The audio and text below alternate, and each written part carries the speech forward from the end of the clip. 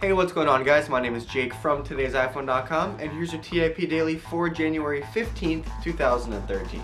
Okay, so let's start off the day with a little next-gen iPhone rumors. Now, an analyst over at Jefferies named Peter Missick is predicting that Apple is currently testing two iPhone prototypes, one being the iPhone 5S to be released in June or July, and one the low-cost iPhone that everyone's been talking about lately. As far as the iPhone 5S goes, as the name suggests, it'll be pretty similar to the iPhone 5, just a little bit faster, like the iPhone 4S and the 3GS were before, and that will go into production allegedly in March to be ready for sometime in the early summer. Now, the low-cost iPhone doesn't have a release date according to this guy, but he does say that it will be a 4-inch device with a non-retina screen, no 4G LTE coverage, and a polycarbonate back instead of an aluminum or glass back. Personally, I don't know where he's getting this information. I don't really think any of it will happen, but you never know. Okay, now moving on to tablets. A lot of stories have come out recently claiming that people think Microsoft Surface is cooler than the iPad and like the iPad has passed its prime and stuff. According to a report by UBS analyst Brent Thill, the Microsoft sold approximately 1 million Surface tablets in Q4 of 2012, which is pretty good,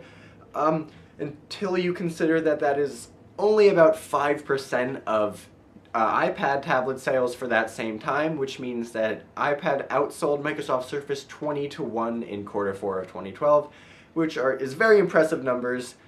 Personally, I haven't seen anybody with a Microsoft Surface. I don't know anybody who's planning on buying one. I don't know anybody who really even wants one. Maybe I'm wrong, but these numbers don't really seem to back up those claims that the Microsoft Surface is garnering more desire than the iPad. Okay, and finally, in a very strange bit of news, according to the Las Vegas Review-Journal, a ton of pissed off iPhone users are showing up at the Las Vegas home of 59-year-old retiree Wayne Dobson because thanks to a glitch most likely in Sprint's network, all of these customers are having their Find My iPhone service point them to this guy's house.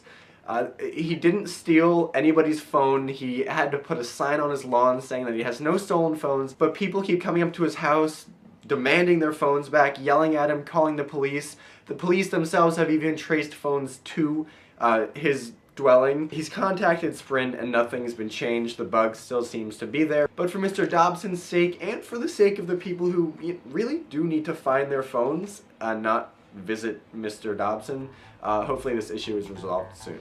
Okay, well that's all the big news for today, guys. Thank you very much for watching. Your question of the day today is, what do you think of the Microsoft Surface? How does it compare to the iPad? Do you believe the reports that the Surface is cooler or more desirable than the iPad, or are you not surprised to hear that the iPad outsold the Surface so much in Q4 2012? You can let me know in the comment section down below or on Twitter at TIP_Jake. Please don't forget the links to everything I talked about in this video in the description down below, so definitely check those out. And as always, for more news, views, and reviews, don't forget to hit up today'siphone.com.